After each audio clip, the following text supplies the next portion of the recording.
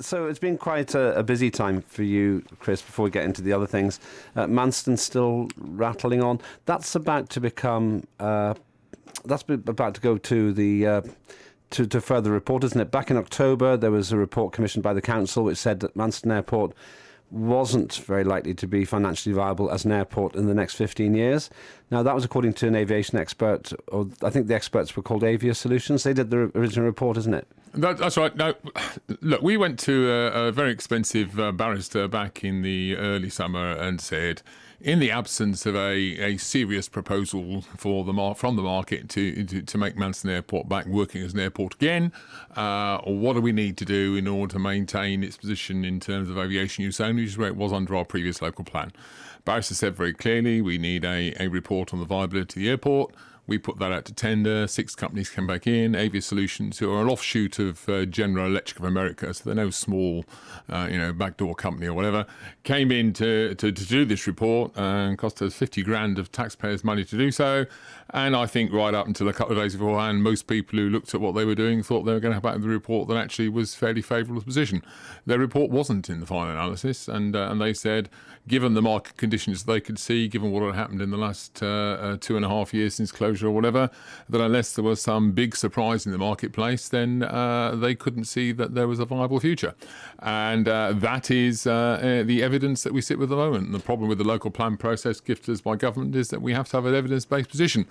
I'm sure I'll mention it first, but we have these guys called River Oak who are talking about a development consent order, which is a government-related order, in order to try and take it over and run it as an airport.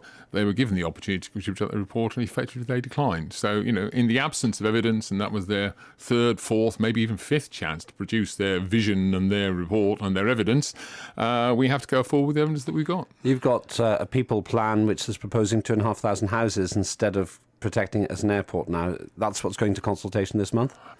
Well, yes and no, in the sense that, yes, that's what's going to consultation as part of the local plan. We, in the absence of any evidence to support an aviation use only, we had to consider mixed use for that site. And what happens then is that we don't make those decisions. We actually say to landowners, who's got some land they want to put forward for housing. The guys who are known as Stonehill Park, who currently operate that site, came forward with a proposal for housing, and therefore, that goes in for consultation. That doesn't mean that we are expecting it to happen necessarily. It doesn't mean that we're not expecting it to happen. It's a site that came forward and is potentially viable in that context. What do you say? I don't want to spend the whole time talking about Manston, but... I'm sure you may, given half a chance if you started this early. Well, if we get calls, we'll put them through. It's obviously a very big deal to people, and that's something I've determined, because every time we mention it, we get an awful lot of calls for and against the various options. One of the things cited by those people who support the airport is that it's an infrastructure element to the United Kingdom, and that no airport would be viable if you compared it to the value of housing stock. Even Heathrow Airport would probably be worth more as a housing estate than as an airport. How do you respond to that? I think that's probably entirely accurate. And I mean, you and I were joking coming in that over the last 12 months, if you predicted the sort of things that were likely to happen over the last 12 months, we'd have made a fortune on the markets, and nobody would have actually allowed us to write the book. And to some extent, I think the twists and turns of this particular saga are the same. I sometimes feel like Elizabeth I, when they opened her up, she had Calais on her heart, and I'm going to have Manston carved somewhere in mine. The bottom line really is quite simple and straightforward. I start from the position, which is that we've got potential debates going on in Heathrow and Gatwick and other places to spend endless millions and billions of pounds putting in a new piece of runway infrastructure. We actually have got a runway infrastructure, and there seems to me to be some logic in saying, why don't we use that at least at an interim level? It's going to be 15 years to deal with this element elsewhere.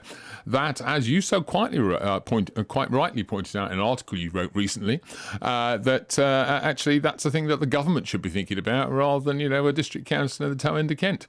And that, I think, is half the problem.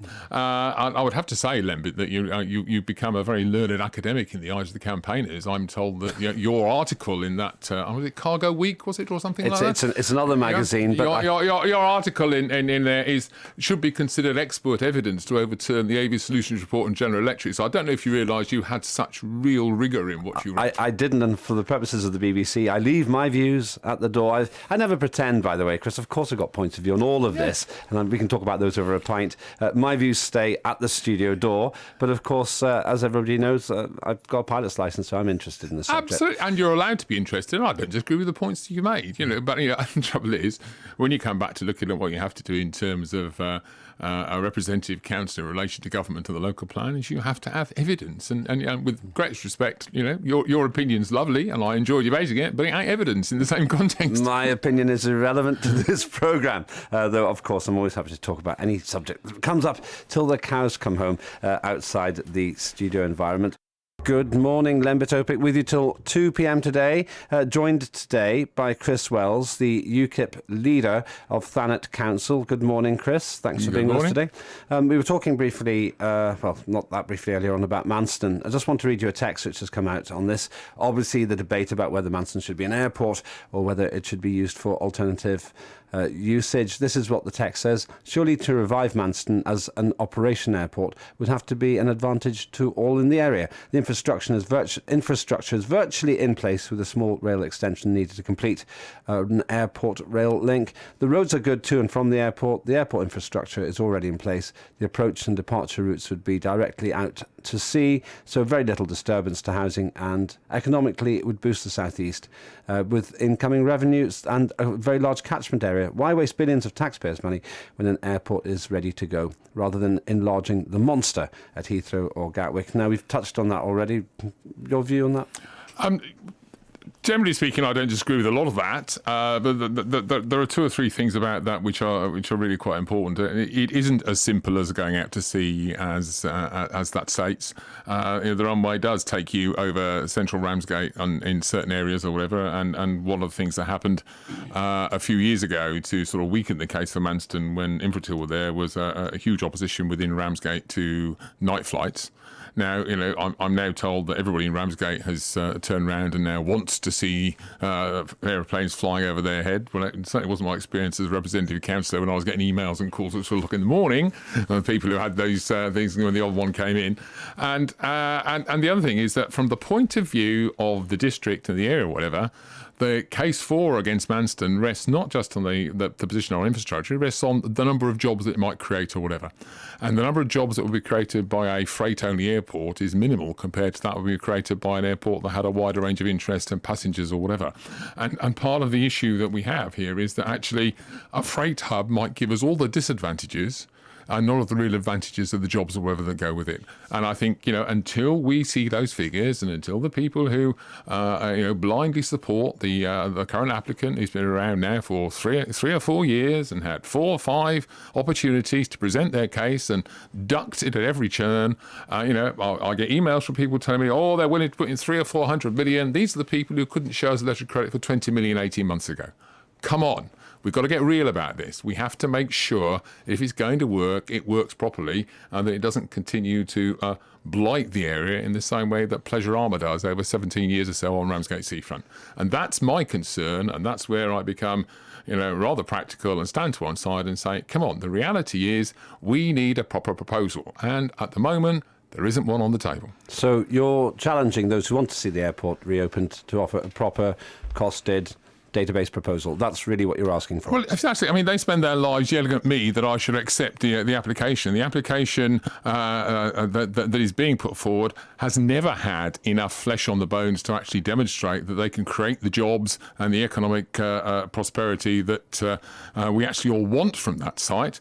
And the bottom line truth is, if we actually accept that and it doesn't work, we also have to actually find room for 2,500 houses currently scheduled to go on part of that site elsewhere in the district. And already we find ourselves in serious trouble finding greenfield sites to put those houses on in order to actually sit to the government's views. I mean, the government needs to make its mind up. If it wants Manston, it can have Manston. It can come and put some money in to make the airport run and work and use that piece of infrastructure. I'd love to see them do that. So far, they haven't. They've walked away. They've run away. They've hidden behind all sorts of reports and bits and pieces. And even right now, I don't think they're even willing to actually take the decision on Heathrow and Gatwick. They've sort of run away from that for another year. Government needs to, rather like Brexit and everything else around this government at the moment, pull its finger out and make a damn decision or two. one caller before you go, if we can, Chris, and this is on Manston. David, good morning. David in Folkestone. Good morning to you. Chris is still here and listening to what you have to say. Yes, I don't see too many problems. That I think they can make it as easy or as difficult as they want to, the people involved in this. And they're talking about 15 years possibly to build a new runway at London. We've got the runway in Kent. All we need to do is build the booking halls, the baggage and the customs, whatever goes with it. The link to the railway shouldn't be too difficult. If an airline is going to grow and grow and grow, as we've been told, it's going to grow by a huge percentage over the next 10 or 15 years, 50% I think I read somewhere. If you're an airport airline in Australia, Korea, South America, Japan, and you're told that if you want to fly to the UK, you've got to come into London Manston, as it would probably be called, take it or leave it, then they would come. And if you were told by a holiday company that if you want to fly to the Far East or wherever, there's no room at Heathrow, you've got to go from London Manston, that is what you would do, because if I was going, that's what I would do. So I really don't see what the problem is. Well, I'll let Chris respond in a moment, but why would you expect Thanet Council to have to make the investment for the United Kingdom on what would be a national infrastructure development when Thanet hasn't got the money for that? The same way as Gatwick Council made the investment at Gatwick Airport. It's brought huge wealth and prosperity to the area. If you come in and fly over Gatwick, all you see is swimming pools, and it goes with it. It brings the jobs. It brings the jobs of the customs, the transport, the freight, everything. Everything is an airport is a huge wealth producer. And people would travel it. It would build the wealth. It would just pay for itself in years to come. The same as Manston, same as Manchester, the same as all airports do. Chris? Yeah, I mean, I don't disagree with a lot of the sentiment that's been expressed there. I'm unfortunately in the seat that says we have to turn it into a reality. And the reality is that as a district council, we haven't got the investment ability to put that money in. I'm not convinced that there weren't swimming pools around Gatwick before the airport was there. But, I mean, that's it's a richer part of the country in the first place anyway. But, the simple truth and the simple factor here that we need to go on with is that actually, in terms of creating jobs, you need passengers. Because passengers are what they are. And the Avey report has been dissed by all sorts of people, in terms of saying that it wasn't fair or whatever. It actually costed what needed to be put in order to actually create the passenger terminal. Increasingly, if you're dealing with budget airlines, they do not expect to pay landing fees. They expect you to make the money out of the passengers as they go through the terminal. So you have to have a terminal that has real shopping facilities and catering or whatever. And the cost of that is about 25 to 27 million quid. And, that's to start it going. And then you have to have an operator who's willing to come there. And I'll just nail another myth while we're here as well, which is that actually Manston Airport runway is not long enough for genuine long haul from Australia. It would need an extra bit stuck on the end in order to do so, because it actually isn't as long as people think in that context. So there's all sorts of investments for engineering that have to go alongside that as well.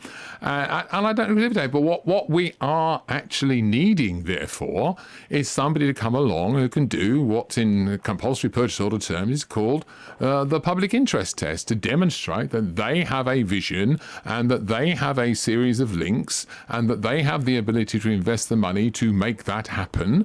And if it's not the government and it has to be somebody else, then our responsibility as local authorities, if they need to CPO the site, we have to make sure they have the money to do that and the business plan to make it happen. Because if they don't, as the CPO's done in our name, I end up picking up the bill on your behalf. And I've just, in the first year of having a £16 million revenue budget, dealt with 14 million quid's worth of debt from previous administrations, so we can move forward and put a straight line under that. This could be 50, 100, 150 or 200 million pounds. That would break us all. David, if Chris Wells is right, that means that the only responsible thing to do for Chris here is to protect the local community from that kind of an overhead. Yeah, well, that's political talk at its highest degree, isn't it? As I said, you can make it as difficult or as easy as you want it to be. If the government get involved in that, they say we need airport space, we need landing space, we need runway space. Get on with it. Absolutely right. This country needs the space. We've told this country needs the space. There's not enough room at Gatwick or Heathrow. There's got to be another runway. So if we need it, do it. And as for the fact that the airport is not long enough, I believe that certain high new jets have been tested there.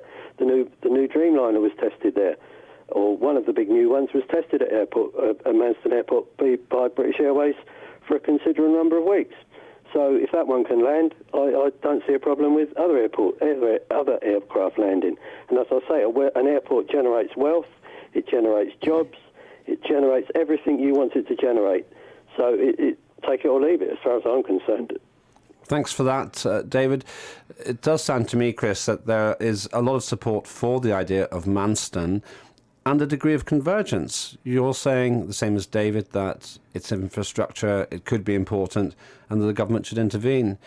Has the government made any statement or utterance about its importance to the strategic connectivity of the country? None whatsoever. The last time Chris Grayling, the relevant minister, spoke in answer to a question in Parliament from Roger Gale, he made it clear that he looked upon this as being a decision for the local community, the local authority, and the local resources. Now, that doesn't sound like somebody who's preparing to put money in and investment behind a national infrastructure project.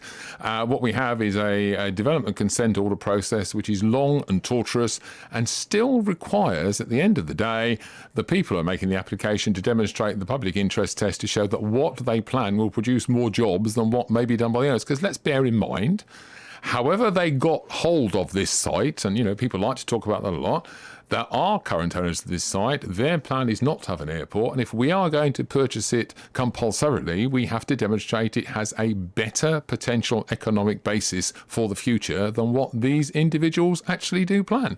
That's a matter of basic human justice and basic natural justice, and at the moment we don't have that plan in front of us, and River Oak have refused on now 5 separate occasions to present the information, and one begins to wonder whether it's the fact that they won't present the information or whether they can't present the information.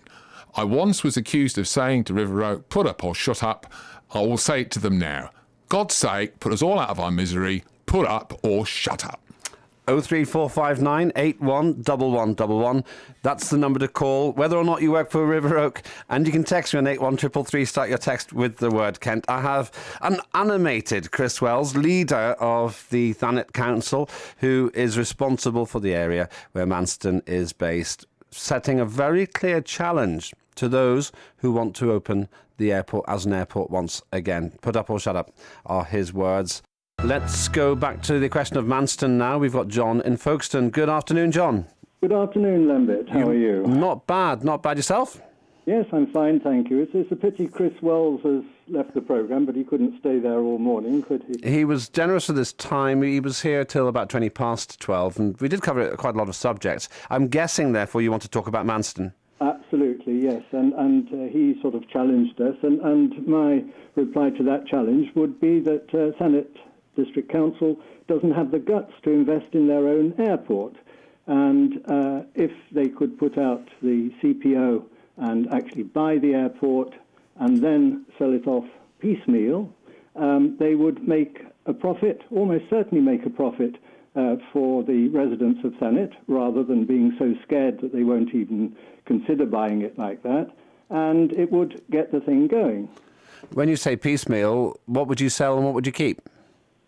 Well, I would basically sell the whole airport piecemeal, but as an airport. Some parts of the airport, for example, there's quite a bit of land well north of the runway. That could easily be a housing estate or a business estate. And then the other parts of the airport, which are, so that could be sold more or less immediately. And they'd probably, if they say, spent 10 million buying it, they could probably sell that plot of land for 10 million. And then after that, everything else would be profit. Then they could sell land which was nearer the runway, which could be for example, a business estate concerned with aviation. It could also be a housing estate for pilots, in other words, a small air park. And then there could be other plots of land which could be sold for maintenance and braking facilities, perhaps sold for a smaller sum of money to River Oak. And then parts of the, again nearer the runway, could be used for search and rescue and the border force. And then the actual terminal part of the airport at the moment. That could be reserved again for a passenger terminal, which presumably would then have every interest to exist after all the other parts were developed. There'd be a lot of activity on the airport. There'd probably be a hotel in the business estate, etc., and people would feel the need for a passenger terminal. It's a complicated system in the sense, John, that you'd have many different landlords. Would that not in itself create problems as one group vies with another, either for space, for peace and quiet, for privacy? Why should it? At airports in general, there are the land is either sold or leased to many different people for many different activities, and this happens all the time. Look at Rochester, aerodrome. I wouldn't really call it an airport, but they're actually investing in a hard runway, and they are developing the business estate there. Chris Wells was quite clear, probably clearer than I've ever heard him be before here on BBC Radio Kent. He said he's not against the airport, but he's against doing something which hasn't got a business plan. And he claims, I'm just passing this on because this is what he said to me, he claims after repeated requests, he hasn't had a clear, data-based, objective business plan from those people who want to run the airport. Now, I'm just passing that on. I haven't had time to check that fact, but Chris Wells did not sound like he was inherently against the airport if somebody would come up with a clear, viable proposition. That's right, but why do they have to come up with a proposition for the whole airport? That's the thing, because the airport, as it existed in the past, everybody agrees, it wasn't viable. Ever since it was taken over from the RAF, it was never used profitably. But there could be a lot of uses for that land and keep the runway. And why does it have to be a valid proposition for example, the land well north of the runway for a housing estate? You could sell that land to any developer, and he doesn't need to come up with anything more than a housing development, for example. Once again, Chris Wells wasn't against that idea. He said here on the record on BBC Radio Kent Live today that he would countenance that kind of a proposal, but back to the original point. He says no one's given him an objective reason to allow the airport part of it to go ahead on a commercial basis. He was very consistent about this point, John. Yes, but why does it have to have anything concerning the airport on a commercial basis? I think everybody is thinking of a licensed international airport, and I'm talking about a piece of land with a fantastic runway, and that runway can be used on an unlicensed basis for ages until the need is felt to actually have a control tower and have it licensed. But that's a halfway house which won't deliver the kind of revenues that Chris Wells said it's necessary to generate from that land. His responsibility is to maximise the return, amongst other things, to maximise the return to the local authority. But if there was a housing estate, a business estate, a breakage company, a maintenance company, probably several maintenance companies, all using that long runway for all sorts of aircraft, from general aviation to airliners, and just to mention a few, that would produce plenty of revenue, wouldn't it? I know that you don't speak, presumably you don't speak formally for any of the applicants for the airport, but would it really be so difficult for the applicants to make a clear database proposal to the council if they've got a plan that can work? But again, you're talking about single applicants. I'm talking about the council actually buying it. If I had the money, I'd buy it. I really would. I'd buy it and I'd do exactly what I said. And I have actually been involved in creating air parks in France, where the procedure was to buy the land but before buying the land, get authorization to actually create a runway, because there was no runway on the land, and then developing it and selling plots of land for housing, etc. And surely Thanet District Council can afford, let's say, 10 million to buy it and then sell off bits at a profit. I really don't see them.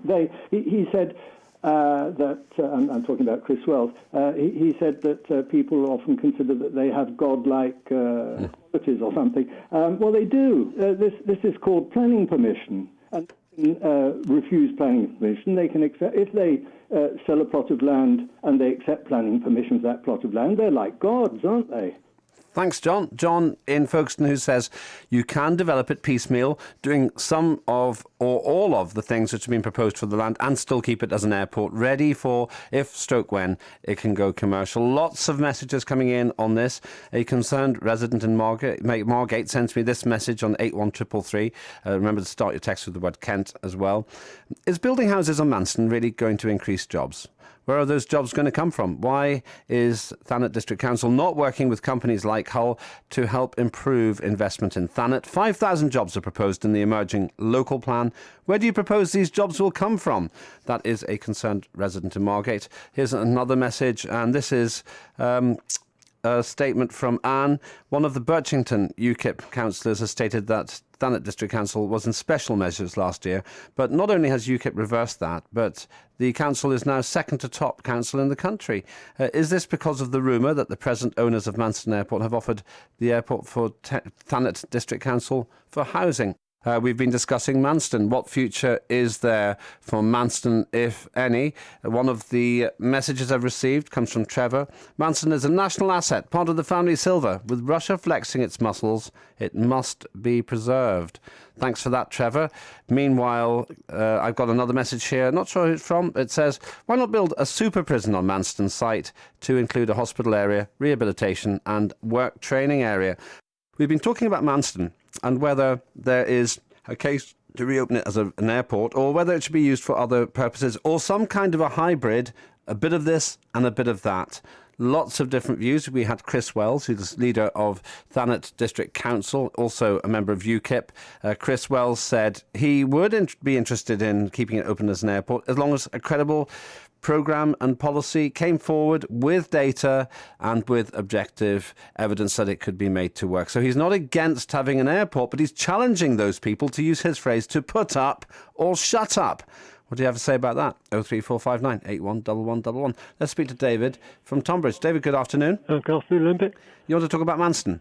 Yeah, in association with it, I live in South London, and the airways are chock-a-block with planes being stacked to go into Heathrow, Gatwick, and also City Airport. And you can often see that the planes at the same level, one flying round the other, like in two circles. And it indicates, to me at least, that the airways are overloaded already. So to have this massive runway down in Kent, which only require minimal expenditure compared with trying to develop a third Heathrow or even a Gatwick, is just waiting to be used. And it will relieve all the pollution and the potential for a serious air accident over London, which would be horrific if it ever happened. They have had so far a very good record. Obviously, as you say, David, there's the risk of a collision, and I don't want to tempt fate, but it hasn't happened in recent history over the London area. Is it really worth reopening Manston Airport if, as Chris Wells said very clearly, he doesn't think there's been a credible proposal to make it work? Well, I think the air over London is so polluted, and if they build this third Heathrow, it'll be even more polluted, because also they've got to build a massive road infrastructure and all the disruption that's going to happen for that, and removed quite viable housing which exists now. And then we've got this air runway down in Kent just waiting to be used. But back to the point, Chris Wells did not object to the arguments you're making, David. He did object to the risk to his council of picking up the tab for a nationally important bit of infrastructure. Yeah. I'm oversimplifying it, but not by much. He's saying if the government really thinks it's that important, they should pick up the tab. Yeah, well, I agree with that, because the reason they're expanding Heathrow is to attract more so-called a high-end market to that area. But the more planes you pile into a limited airspace, the bigger the accident potential is. And you've only got to see... I mean, I was amazed when they showed it, when they were just debating it or showing it on the one of the news programmes, how many planes are flying over London and East Kent at any one time. It's unbelievable. What do you say to the government then? Chris Grayling, who is the Secretary of State for Transport, has not seemed overly keen on taking economic or financial responsibility for making any investment in Manston. Well, the thing is, he's got to get his hand out of his pocket and spend them all out, this tax money we keep spending, on things which are going to benefit us, not stuff that is ruining the environment, for number one, and going to create at least 5 years of disruption while they try and build this third Heathrow. The government could point out the fact to you, David, that they're still strapped for cash. They keep failing to achieve their savings targets. Well, if they're stuck for cash, and if this third airport is needed for the economy, why don't they issue bonds which everybody can buy into and raise the money like that? Would you buy any? Yeah, I would. If they say it's an absolute requirement that we've got to have another airport, a runway, and then we've got this massive one down in Kent, which is capable of taking, the super planes now, and also cargo, if you want to use cargo, and just for a minimal improvement in the rail infrastructure down that part of the world, it could be made an attractive proposition. It seems to me, particularly today, more than at any time before I've heard on BBC Radio Kent, that most people agree with the big aspects of this. The government should play a part because it's national infrastructure. There has to be a credible business plan. That's something Chris Wells keeps pointing out, that Heathrow's 15 years away. If there's that level of agreement, how come there hasn't been a solution yet? Well, as I say, it should be government-backed, and there shouldn't be a risk to financial investors until it starts making a good profit. If it doesn't make a profit and it ends up being a great big white elephant with a few thousand people going through it and costing £10 million a year, they're going to get the rap, aren't they? Yeah, but we've still got the runway, which can be used for emergency landing, which might well become necessary as the increase in traffic going up, because they reckon the number of planes going to be flying around in 20 years' time will be half what it is now. Thanks for that, David. Wait a minute. You said half of the amount. I've seen figures which say that aviation is going to expand by 5% per annum. Yeah, that's what I mean. It's going to increase. Oh, I see. Okay. It's not going to decrease. Yeah. Thanks, David. David in Tunbridge, who says really the airport is a national responsibility, that it should be taken into the arms of the government to an extent because it's of national significance. Let's find out what Chris in Deal thinks. Chris, good afternoon. Hello, good afternoon. Happy New Year to you all. And to yourself. Yeah. And you've just heard Chris Wells' very direct challenge there. Sounds reasonable, doesn't it? Yeah, very reasonable. The thing is, they said that if they put another runway in at Heathrow, it will create 2,000 jobs. So why won't that do that at Manston, for one? And these experts that say it's not viable can't obviously know what they're talking about. Well, he's saying something which couldn't be clearer. He's saying, put up or shut up, show me the plan. If the plan's good, we'll do it. If the plan's no good, we'll do something else. Yeah, but the thing is, if it will create even 1,000 jobs, the government should step in and compulsory purchase it and give 1,000 jobs to the most depressed area in Kent. That means that you would agree with what Chris Wells said, namely... I do, yes. So it's a national responsibility, you should have national funding. Yep. He's told. Definitely. He told us. If they say that can create 2,000 jobs in Heathrow, why can't it create 2,000 jobs in Thanet? He told us here on BBC Radio Kent that also the Secretary of State for Transport, Chris Grayling, does not seem to think it's a national responsibility. Chris Grayling seems to be saying it's a local responsibility. He doesn't want to put his hand in his pockets.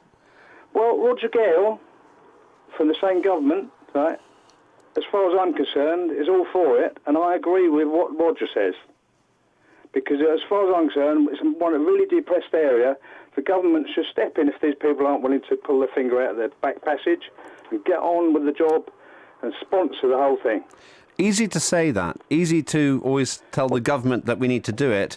But what's in it for the government? If it goes wrong, they'll get it in the neck. Get at least 1,000 people off the dole. If you also look at it in terms of house building, that would create plenty of jobs too. That's right. And that wouldn't cost the government anything. No, I agree with what you're saying, but it would be more unemployment. It's already got enough unemployment in this area. So if you build more houses, you're going to draw more people in with no jobs. It'd be more difficult for the people in Thanet to get jobs. People who can afford to buy houses probably have jobs? Well, there's a possibility of that, yeah. So if people who are rich enough to buy houses move into the area, that could increase the net wealth of the area. Well, for the supermarkets. So this is the interesting point. What's really happened today on the show here on BBC Radio Kent is a degree of agreement on both sides that the government should take some responsibility for the situation. That's what Chris Wells says. That's what you're saying. I'm guessing that's what a lot of people say. If it's that straightforward, not everyone's saying that, but if it's that straightforward, why can't both sides get together, sit down at a table and make a proposition to the government? That's right. We're dishing millions out to overseas aid. Why don't we dish some out to our own aid at home? Towards the airport and get employment for people. It wouldn't be used from the aid budget, though, would it? It would be the infrastructure budget or the transport budget. We ought to apply for aid, an emergency aid ourselves. It's ridiculous pouring all this money into other countries that don't need it. The Indians already said they don't need it.